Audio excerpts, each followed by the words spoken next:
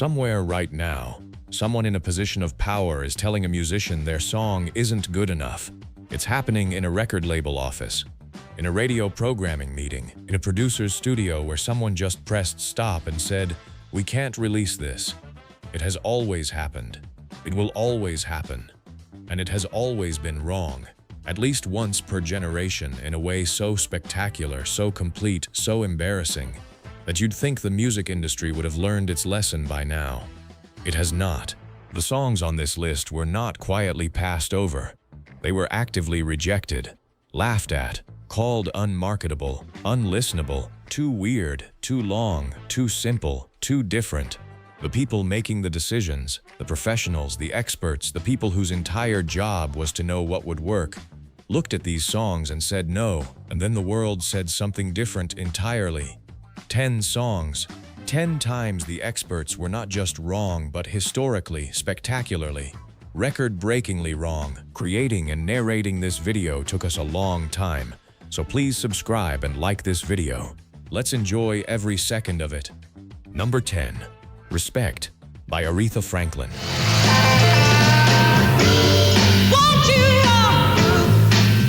Respect was not Aretha Franklin's song first. Otis Redding wrote and recorded it in 1965 as a song from a working man asking his partner to treat him right when he comes home.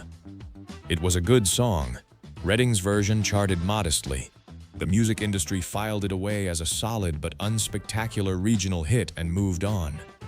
When Aretha Franklin told her producer Jerry Wexler she wanted to record it, the response in the room was not enthusiasm. Redding's version already existed.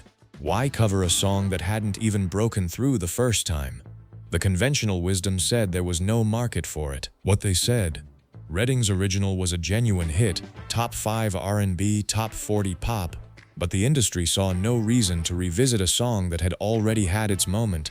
The logic said, that song has been and gone. What those professionals failed to account for was what happens when Aretha Franklin decides a song belongs to her.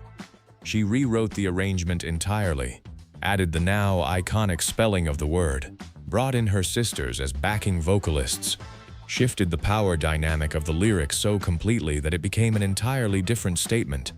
Otis Redding heard it and knew immediately.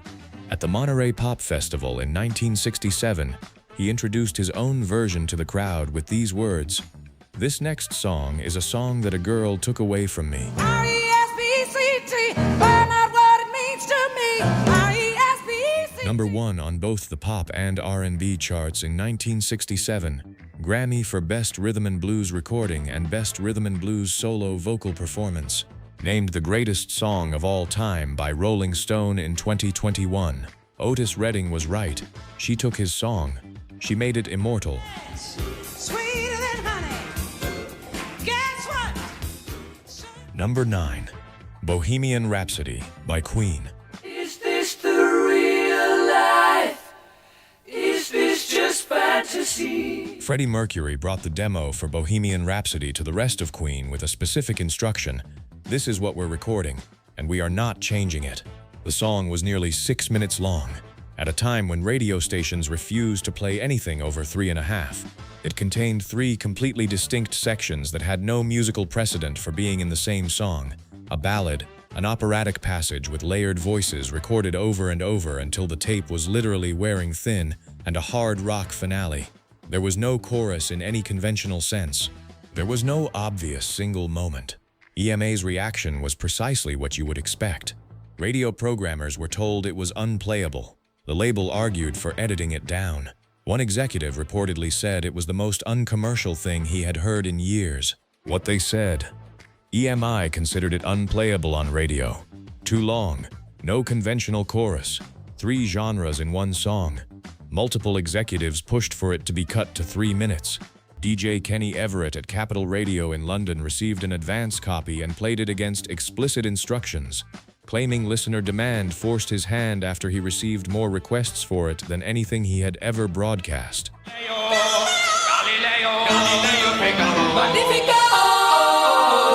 9 weeks at number 1 in the UK in 1975. Re-released in 1991 after Freddie Mercury's death, number 1 again.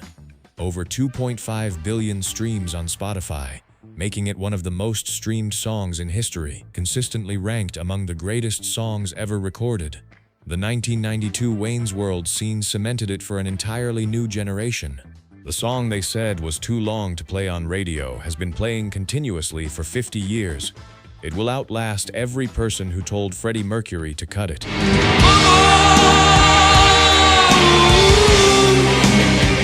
Number 8. Suspicious Minds by Elvis Presley. We're caught in a trap. By 1969, the music industry had largely written Elvis Presley off as a commercial force.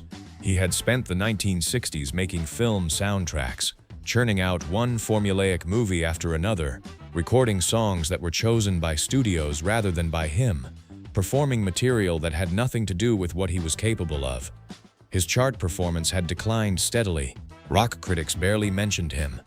The consensus, spoken and unspoken, was that Elvis was a 1950s phenomenon who had failed to evolve. Suspicious Minds was written by Mark James, had already been recorded and released by James himself, where it sank without a trace. When Elvis's team proposed recording it, there was genuine skepticism that a recycled song from a failed release would change anything about Elvis's commercial trajectory. What they said: the song had already failed once under its original writer. Elvis was widely considered a spent commercial force by 1969. Industry insiders saw little reason for optimism. What nobody had accounted for was what Elvis did in the recording studio when he cared about what he was singing. He cared about this one. We gotta go on together. We're suspicious minds. Elvis's first #1 single in 7 years, spent 1 week at the top of the Billboard Hot 100 in 1969. Considered the record that proved Elvis was still one of the most powerful voices in popular music, and launched the Las Vegas comeback era that filled arenas for the rest of his life.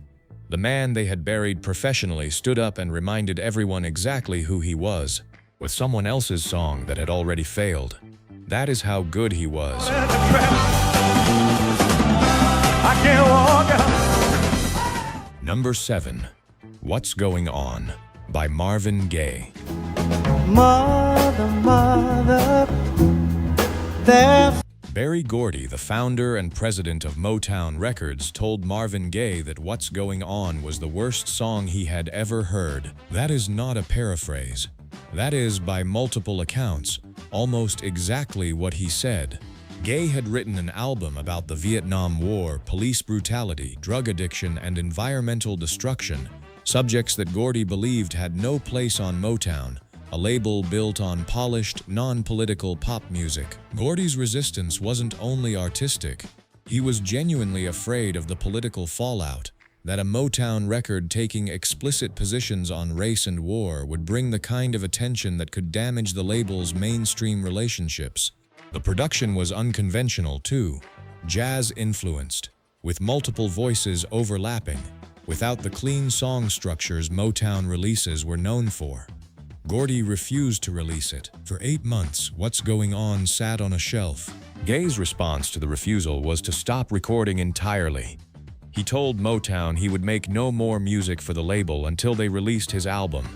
Gordy eventually released the single, reportedly expecting it to fail and hoping the failure would bring Gaye back to making conventional Motown records. What's going on?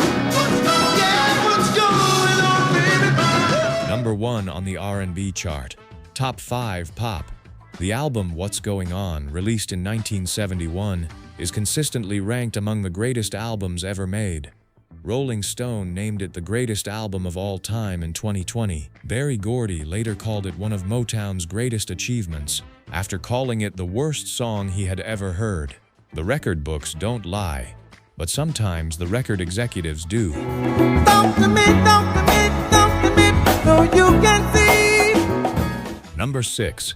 Blue Suede Shoes by Elvis Presley / Carl Perkins. For the money, 2 for the show. 3 to get ready now. Go, cat, go, but don't. Carl Perkins wrote Blue Suede Shoes in 1955, scribbling the lyrics on a potato sack. He brought it to Sam Phillips at Sun Records, the same man who had discovered Elvis Presley. Phillips liked it but was skeptical about its commercial potential. The subject matter was considered too trivial. A song about shoes, pop music was supposed to be about love, heartbreak, longing, not footwear. The wider music industry's reaction was similar. Distributors were cautious. Radio programmers questioned whether there was an audience for a song with such a throwaway premise. The conventional wisdom said novelty subjects didn't sustain chart runs. What they missed was that the song wasn't about shoes at all. It was about dignity. About a young man from nowhere saying, "This one thing is mine, and you will not take it from me." That message, dressed up in a rockabilly stomp, was something an entire generation of young people understood immediately and completely.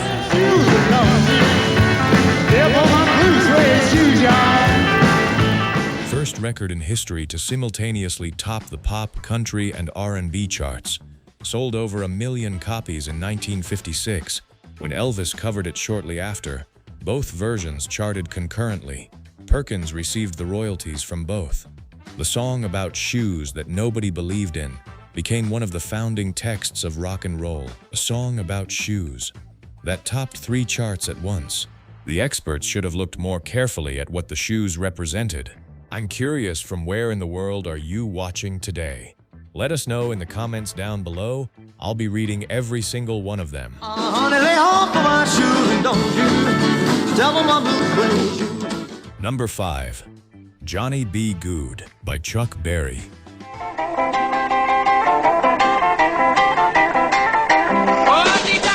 Chuck Berry wrote Johnny B. Goode in 1955 and brought it to Chess Records in Chicago.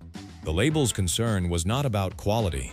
They recognized immediately that Berry was a singular talent. The concern was about the lyrics.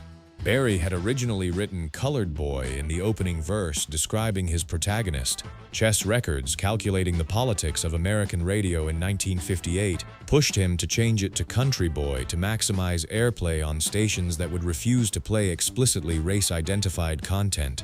Beyond the lyric negotiation, the broader music industry remained uncertain about how far a black rock and roll artist could cross over into mainstream pop audiences. The barriers were real, documented and enforced by radio programmers and venue bookers across the country.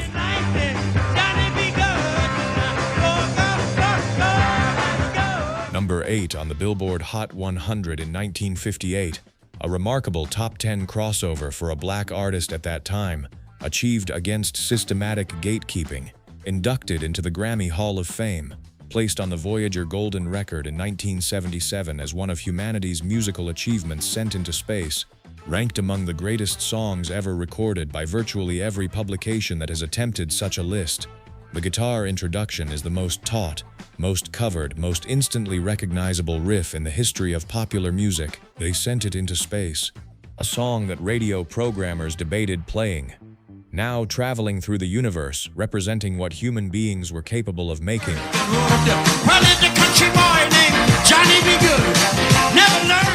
Number 4. God Only Knows by the Beach Boys.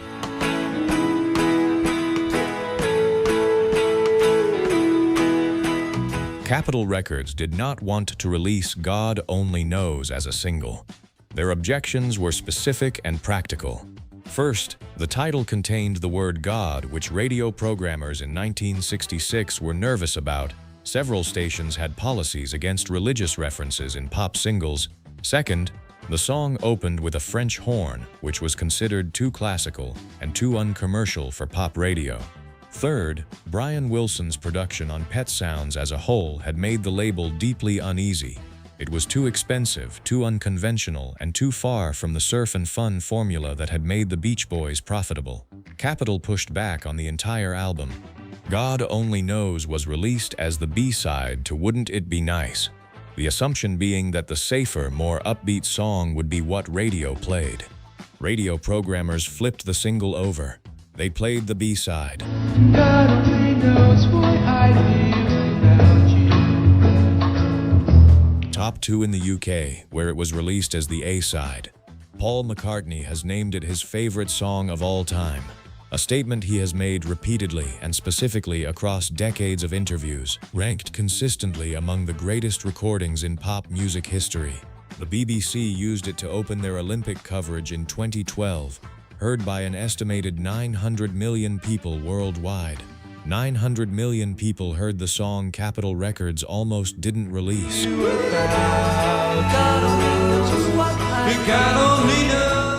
Number 3. Purple Haze by Jimi Hendrix.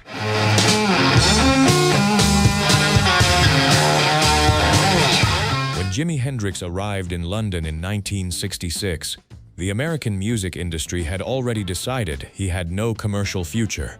He had spent years as a backing guitarist for other artists, including the Isley Brothers and Little Richard, and had been unable to secure a record deal as a solo artist in the United States. The consistent feedback was that his style was too extreme, his guitar technique too unusual, his stage presence too confrontational for mainstream audiences. Producer Chas Chandler brought him to the UK specifically because the American industry had closed its doors. Purple Haze, written by Hendrix in late 1966, was built around a guitar technique and a sound that had never been recorded before. The distortion, the feedback, the bending of notes, the tritone opening that violated conventional musical rules, all of it was considered unmarketable by the American labels that had passed on him. Purple Haze was recorded in one session in January 1967.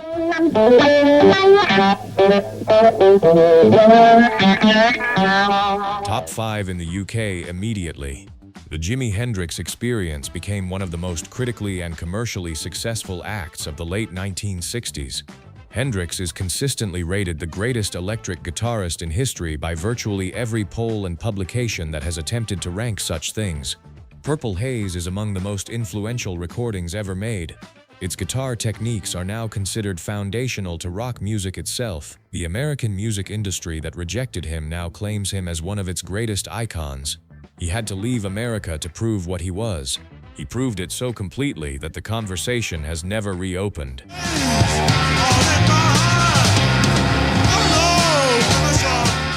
Number 2. Imagine by John Lennon.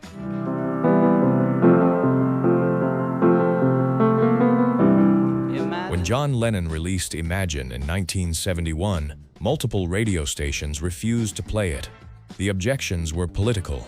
The song asked listeners to imagine no countries, no religion, no possessions, a vision that American radio programmers in 1971 considered subversive, unpatriotic, and commercially radioactive.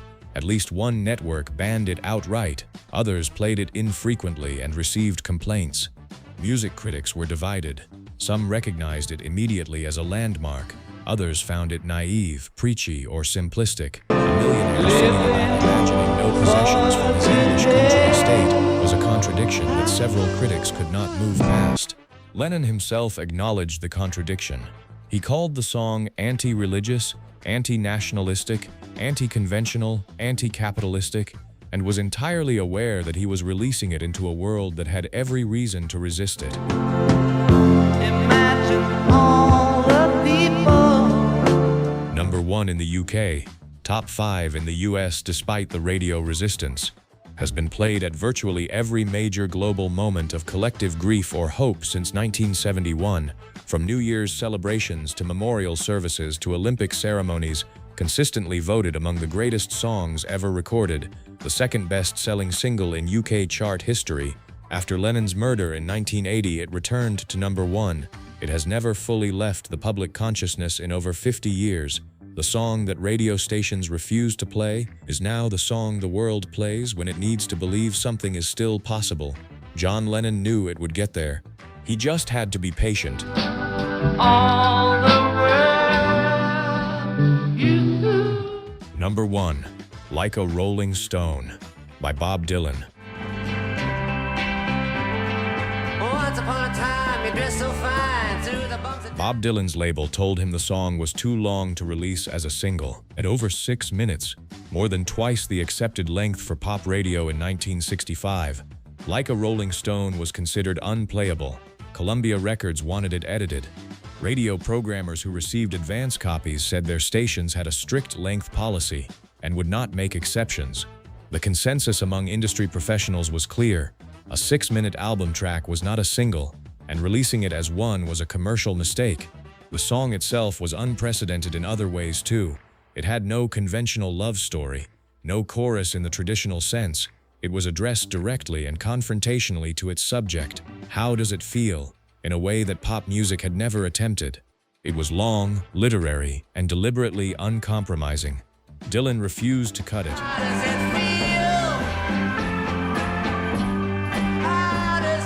A DJ at a New York radio station played the full 6-minute version on air. The switchboard was immediately overwhelmed with calls requesting it again. Other stations, seeing the response, followed. The industry's length policies evaporated in the face of what was actually happening.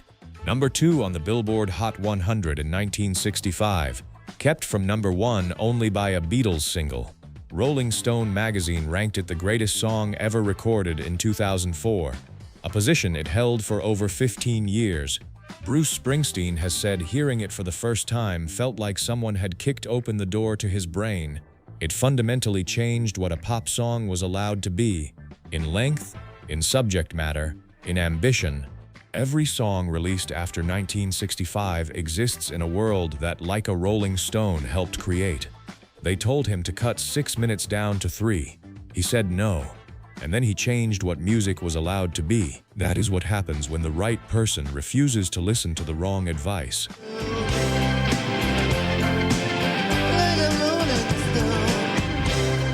10 songs. 10 rooms where a professional looked at something extraordinary and said, "Not good enough." Here is what every single story on this list has in common. The people who were wrong were not stupid. They were experienced. They were working from the best information they had.